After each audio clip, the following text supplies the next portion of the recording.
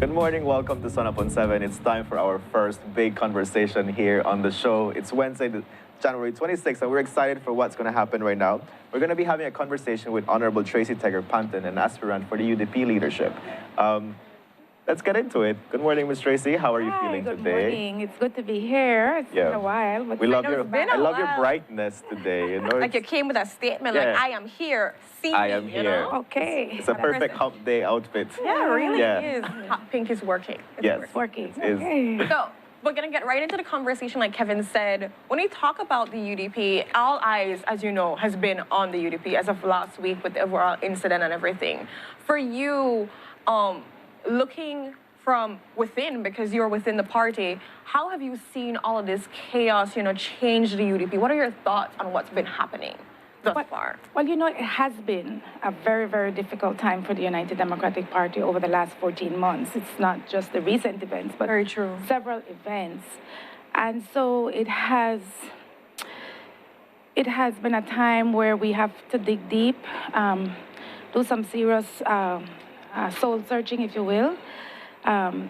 There's lots of concerns by those who support us and those who soldier for us in the fields. And so I think it's important that we make decisions now that will help us to settle down, help us to refocus our energy on the work we ought to be doing, which is holding our government accountable, focus on getting our constituency committees ready to prepare for any eventuality that may come. If we're getting ready for village council elections, and there's a city council elections, and there's general elections. So there's lots of healing and mending and rebuilding work that we need to do, and the time is now. There is no other opportunity for us to keep making the same, having the same situation reoccur. You only get so many chances at getting it right.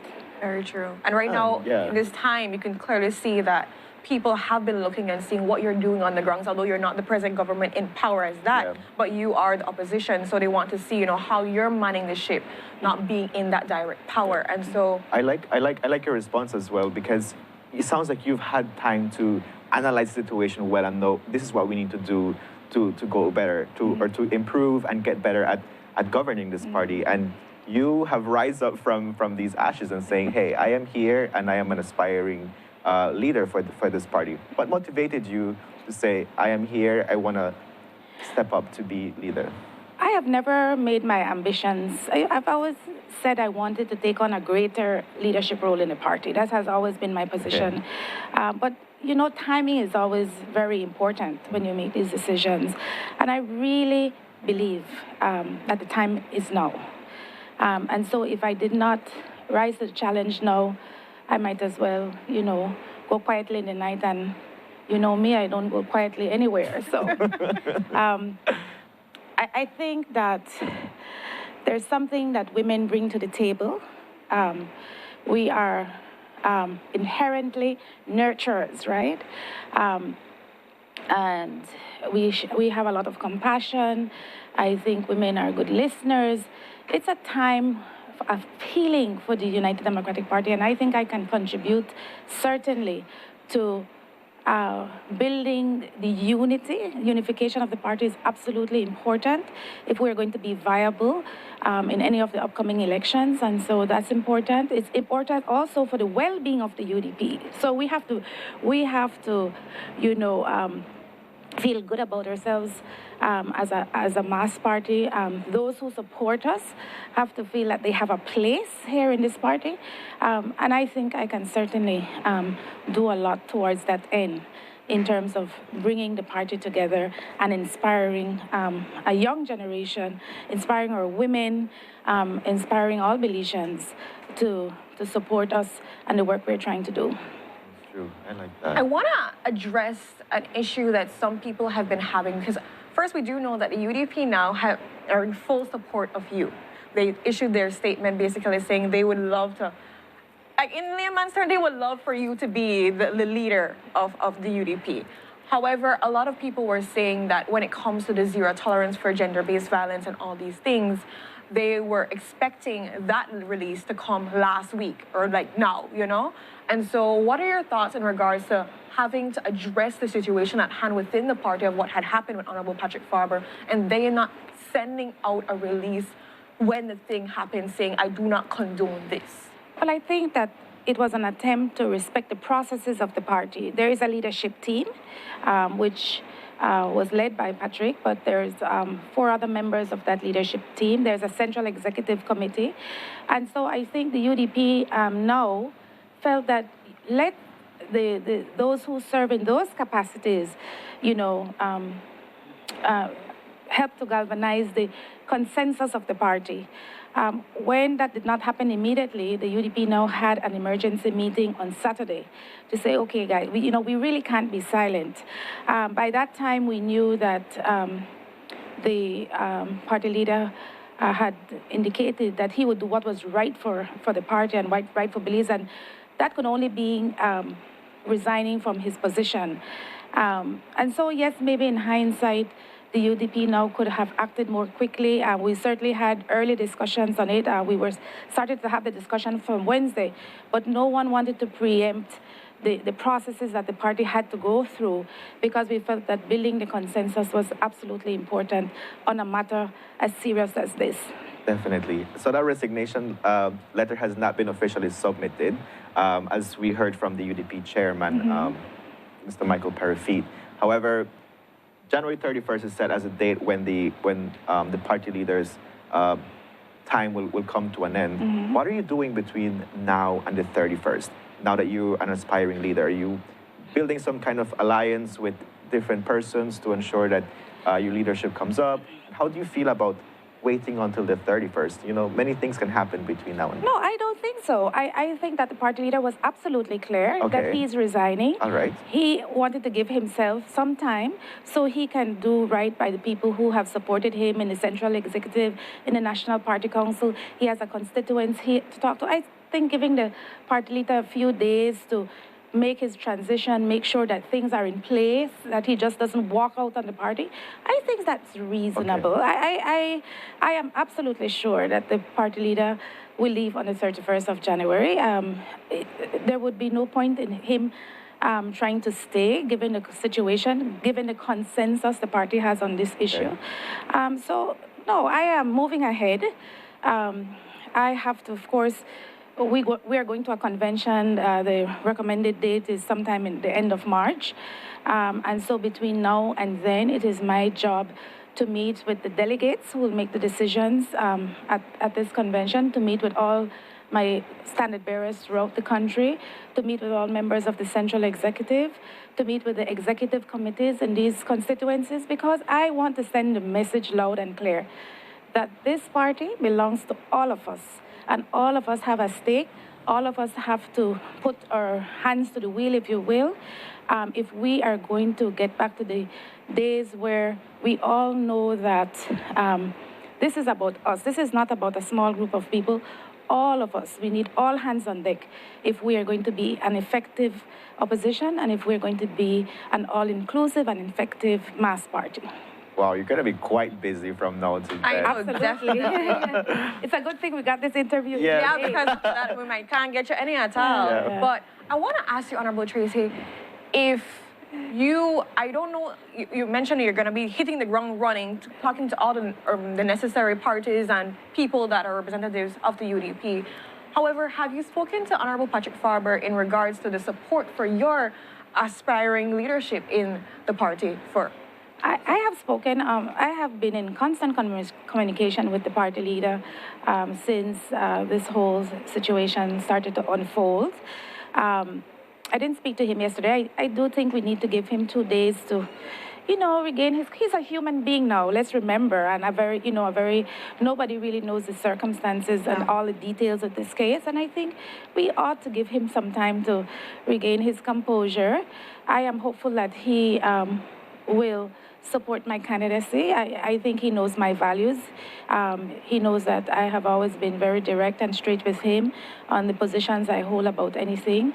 And so I believe that that he will support my candidacy, but I haven't had that question with him, had that direct question to him as yet, because I really think he needs that time. And we're all human beings, and we all, at some point in our journey, have challenges that we have to face, and we must never lose our compassion. I don't believe at all that you kick a man when he's down, or you abuse a woman who's already abused.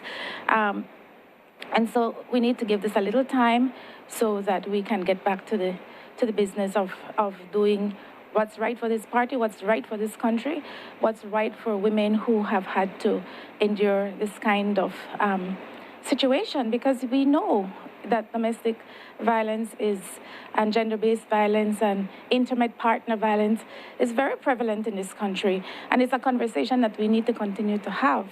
And we need to keep in the forefront of our thinking.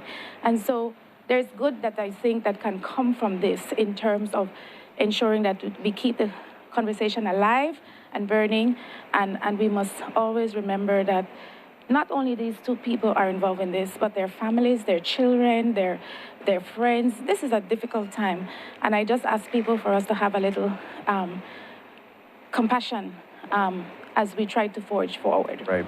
So thank you for reminding us about the human side of people, because that's important. To acknowledge that, yeah, people do make mistakes. However, it's also important to be conscious about the role that we have in society. This is a man that's a leader of a party as well. So there's certain expectations and things that he should be accountable for as well. Absolutely. So it's two things right there, but at the same time, like, thank you for reminding us. He's a human, he makes mistakes, and he has acknowledged, I did something, and it's time for me to step away and move forward, which is where. And I think that was a very hard decision. It was the right decision. It was the only decision I think he could make, but it has to be hard. He has been investing his talent, skill, passion for politics into the UDP since he was, 30 years.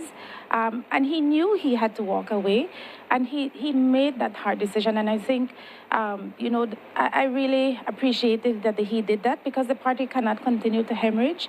The party has to stand up on the side of what is right for this country. And that issue is an issue that we really need to address throughout Belize.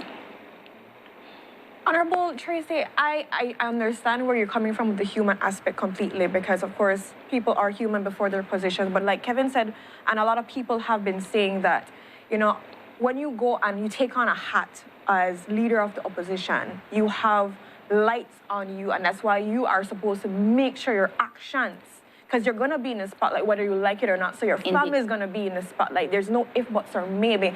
And sadly, even though you would want something to be a private matter, it is an issue of the public as well, because this is the leader of an overall party. This is leader of the opposition. And so that's why I believe that a lot of people have been talking about it so much. I know if it was a general case among other people, we know how domestic violence happens all the time, gender-based violence happens all the time, but because of the caliber of person that he's supposed to be, the mantle that he's supposed to carry, I believe that is why so many people have been quick to just, hey, what is happening here? And rightly so.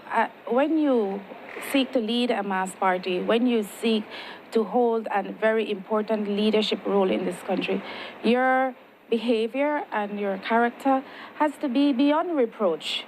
When you seek to sit in the National Assembly, your behavior and character has to be beyond reproach. And so there should be a very clear code of conduct for all of us on both sides of the fence that sit in the National Assembly. And it is wrong. It is wrong. It should not happen. It happened, and I think the right decision was taken with this matter, and we need to move forward. And the UDP has a lot of healing to do. It has a lot of mending to do. It is our desire, and I think I can speak for all 31 of my colleagues, to regain the confidence of the Belizean people, and that is what we seek to do with my leadership. I want to ask in regards to thinking about the idea that if you do win for the leader of the party, that means you can be the first female prime minister. And that is a big change for Belize dramatically, drastically, everything and everyone, right? People can be like, wow, you know, we have our own Mia Motley but Belize version, you know, kind of thing. Because people look at Barbados and they look at these other countries, New Zealand, that have females as prime minister in big leadership roles. And so I want to take away the female aspect, however, though, and I want to take off the woman empowerment, all this other thing, and just put you as a person vying for this position. What sets you apart from everyone that is aspiring for this position? Why should you be the person that leads this party besides of just being a woman? Yeah, I think it's awesome, and I do think it would be a quantum leap for Belize if we could elect our first woman prime minister. I think it would speak volumes of where we are in terms of the maturity of our political system. I have no illusions that it's going to be an easy road, no. But I do think the time has come. You know, Renata, I have been in service to this country, in public service. I have been in looking at the growth and development in Belize in several sectors: tourism, investment, trade, entrepreneurship. I have a long history of service, a long history of building industries and sectors from scratch. I think I bring a calm, mature approach to decision making. I think my track record in terms of my professional work speaks for itself. I bring certainly a great degree of compassion and insight. And I think the time has come where, you know, we look at what's happening in terms of how we develop our own Belizean identity or you know, how Belizean businesses grow and develop in a climate like this. And I think I bring that kind of experience to the table, and certainly I bring that to the United Democratic Party, and I bring that to the country. And so I really think that sets me apart from those who may decide to join the race. Honorable Tracy, do you think that your family history and also your political history, given you know you're coming up in politics through the PUP, do you see that in any way affecting you vying for this leadership and at some point gaining that position? Well, I think it only adds value, right? Because in which way? Because I think it adds value because I'm not talking now about the internal politics.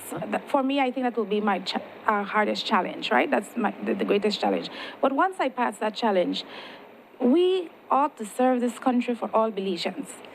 You know, even though I'm a part of a political organization, and that was my choice, that was my decision to join the United Democratic Party, when you are the prime minister of this country, or even if you are the leader of a mass party, it is your job to be as inclusive as possible, right? It's not about one particular political philosophy when you become the prime minister of the country. It is about what is best for Belize. Okay. And so I think I have had direct work experience with both administrations, and I think that can only add value because when you know something, when you know a political system, when you understand the philosophy, when you know the people, that can only add value to your work.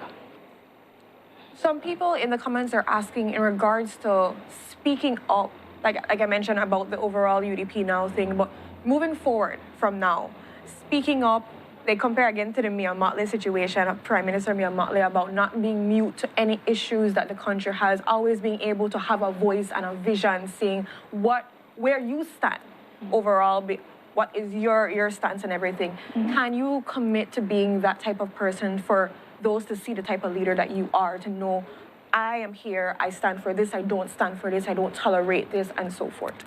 Absolutely.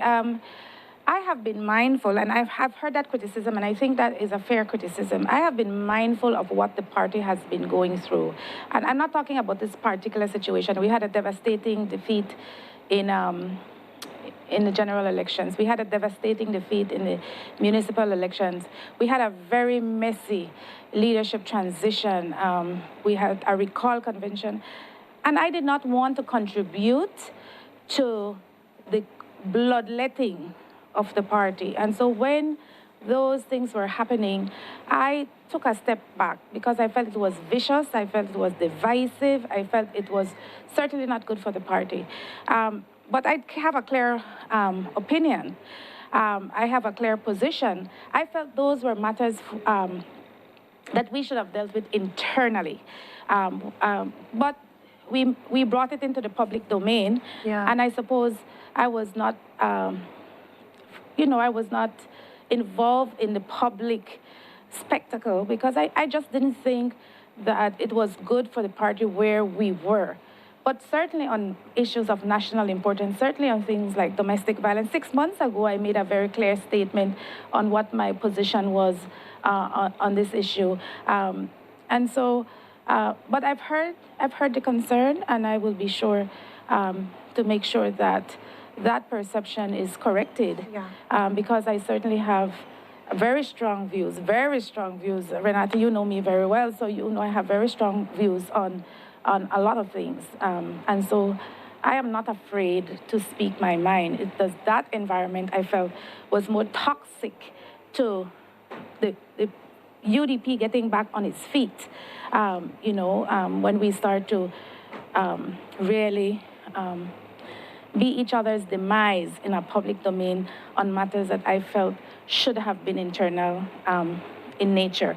Where there are issues such as domestic violence and all those types of things, those are not private matters. I don't believe they are private matters, and I do believe we ought to speak to them in a way that helps to build and to grow and to help these people heal. I like to use the comparison of my colleague from SunUp.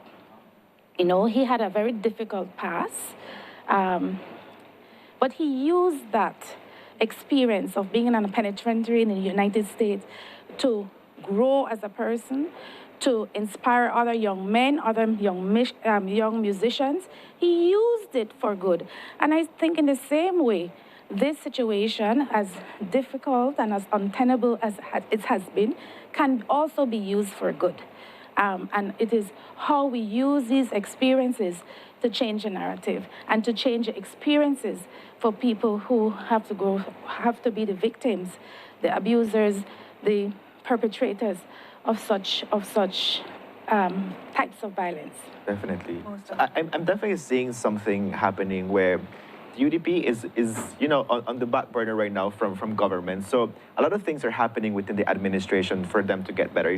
Things have to fall apart for it to get better, and you're clearly expressing that. I've also gathered you've been quite sympathetic with what Honorable Patrick Faber has been going through in his personal life, but also in his political career. Well, I've been very concerned about Dr. Arnold, quite frankly. Okay. Patrick put himself in the public domain. So he has a greater responsibility to act in a way that Dr. Arnold did not do that. We have placed her in the public domain because of the situation, and we have to have the discussion. But I am also mindful of how she copes on a day-to-day. She's bombarded by some of the posts that I've seen on social media. It's just completely mean and hurtful and harmful. Have you been following up with and that? I've looked at some of the comments. Dr. Arnold is a professional. She's a young woman. She's in a very difficult situation. There's domestic abuse, and then there's that kind of abuse. And I certainly think that as a country, we need to be mindful of those things. Let us not continue to victimize the victim in a case like this. Yeah. How is she currently doing? I haven't spoken to her personally. I keep her in my thoughts and my prayers. This has to be a nightmare for her. And I ask all the women of Belize to join me in praying for her. Yeah. Definitely. I mean, it's like everything that your whole business is out there. And again, this is the sad torch that you get to carry through when you are in public domain like this, when you are in a relationship with someone that's a public figure. It's hard to maneuver and separate the two. Honorable Tracy, in regards to one more thing, we're speaking here, and some people have been saying that, you know, there's a lot of sympathy you're showing to the party leader, that you mentioned a statement of like, you can't kick a man while he's down, which I totally understand. Again, that is a woman standpoint. You could tell that there's a nurturing compassion for wondering, yes, this is the situation, but we also have to look at the person happening there, which is important, that I think a lot of people quick for just, but at the end of the day, too, as well, we do have to look at the degree of the situation, too. Absolutely. I have never said in anything that the party leader should not be held accountable for this. He ought to. It is on. As I said, it has been untenable. It has been untenable. How does showing compassion for someone be seen as a problem? I don't know. We have become a society that, and we should have a zero tolerance policy for domestic violence. Absolutely, it is not any kind of violence, because our young people are dying on the streets every day. We look what happened over the weekend, 5 murders. Those things are unacceptable. It's unacceptable. And we need to speak out on all those things. All those things. I think, you know, when a young man is killed and you listen to the mother or wife or, you know, crying out for her son, those things are real. Whether that son was in a gang, that's her son. That is her son. Definitely. And so I think that we must never forget, in everything, in all that we do, we must never forget that we're human first. I have one last question, Honorable Tracy. So you share with us what's going to be your plan from now to March, meeting with different bodies as to your current post, which is now an aspiring party leader. So given the fact that Honorable Patrick Faber is resigning, are you seeking some sort of alliance with him to boost your candidacy for this post? I am going to seek an alliance with all my colleagues, all 31 of them, not just Patrick Faber. I know that my colleague from SunUp is running, and so I don't expect to get his support in a leadership race, but it is my intention to reach out to all of them, all my colleagues. You know, I've always been very supportive of my colleague from SunUp. I've always, you know, clapped for him when he does good things. I've always commended him, supported him. And it is my intention to win. I think that the time for us is now, as for women, for this kind of leadership that I think I bring to the table. So you have to do what you have to do to win. I am positively sure that it's a steep hill. Let's look at the reality. How many women do we have in the National Assembly, right? Very few. We have four women in the National, in the House of Representatives. We have a few more in the Senate. All other, we have a very patriarchal society. I was just going to say that. And so I think that women represent what? 51%, 52% of the population. It's time for us to hold up the world. And it's time for us to be part of making decisions that affect the policies of this country and the development and growth of Belize. So I'm ready for the job, and I look forward to leading not only the United Democratic Party to its full strength, but also the country of Belize. I mean, we wish you all the best in your candidacy. I was having a conversation yesterday with some friends, and we were talking about the whole patriarchal system and few women in leadership. And an observation that was made is that with the young people, this whole patriarchal unlearning is happening. So seeing you aspiring for this leadership position is quite inspiring, but it's also motivating for young people to see something forward in terms of a change within the governance structure, but also in leadership, and saying young women can do it as well. So there's that big generation gap when it comes to their views on patriarchy, but at least from the views of young people from who I interacted with, they're quite looking forward to what you're going to bring to the table. So we wish you all I think that has been the most encouraging thing for me. It's the kind of outreach that I've received from young women, but also young men. Young men, you know, I'm proud of you. Mama Trey! So I think that we really have an opportunity here to inspire a new generation of people to not only political leadership, but all sorts of leadership, all kinds of leadership. And if I can make a difference, if I can inspire that kind of hope and aspiration, I think Belize will be in a good place. It will be.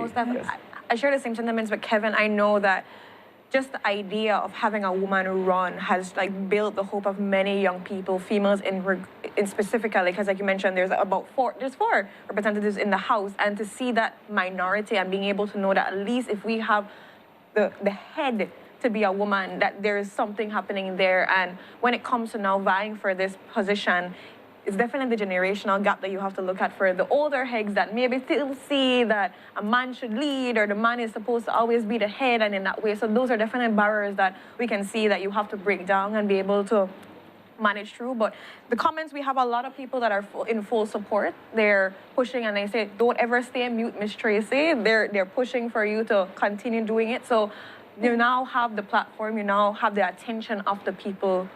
Definitely. So it's now to see what you do with that. Yeah. And we're praying for the best for you. Thank you. Thank you. And thank so you again, for having me. Thank you for being here with well. us. Yeah. Thank you. Thank you for having me on SunUp. Thank you for sunning up. It's a proper sun up today. It's a proper SunUp, Yeah. and I'm sure, you know, there's all the viewers that are, again, the support is there. So it's now to see. I'm sure a lot of people will start following up on Facebook because you know how Crawford go. Everybody and their granny auntie will follow up on Facebook and Instagram because she has both. So make sure you follow and stay tuned to see the movements, the strides that are happening from Honorable Tracy Taeger-Panton, because she is in the running. She is pushing, the only female candidate out there right now, vying for the leader of the United Democratic Party. So stay tuned for everything that comes with that.